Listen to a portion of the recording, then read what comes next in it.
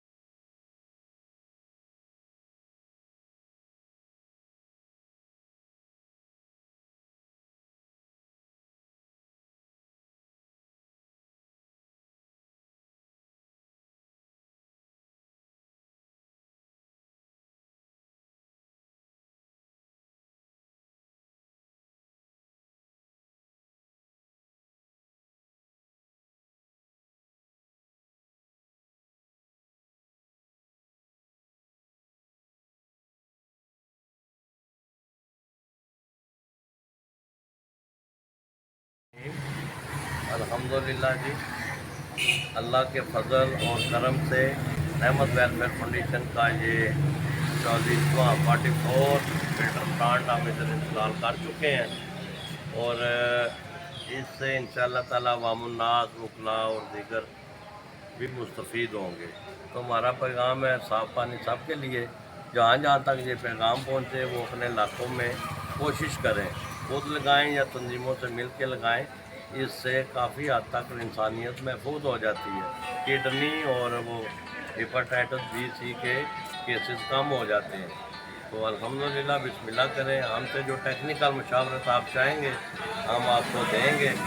तो अल्लाह के फजल और करम से झेलम एक मॉडर्न सिटी बन गया जी ज़िला। इस वक्त झेलम में 44 तो हमारी तंजीम ने लगाए हैं। हम रहमत फाउंडेशन के इंतहाई मशहूर हैं जी कि उन्होंने बहुत बड़ा ये काम किया है।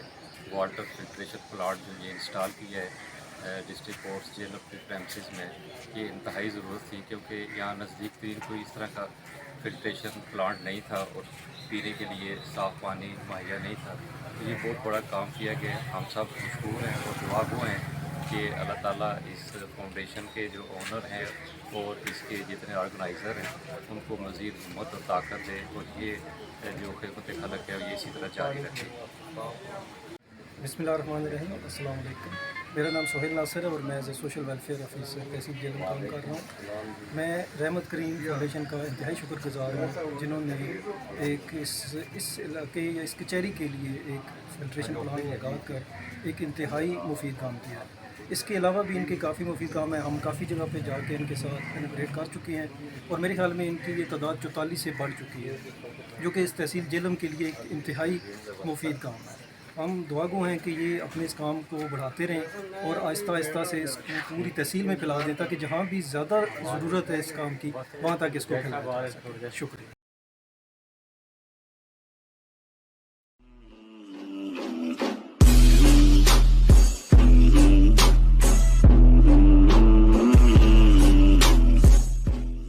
नाजरीन, अगर आपको हमारी ये वीडियो पसंद आई है तो बेल के आइकॉन पर क्लिक करें।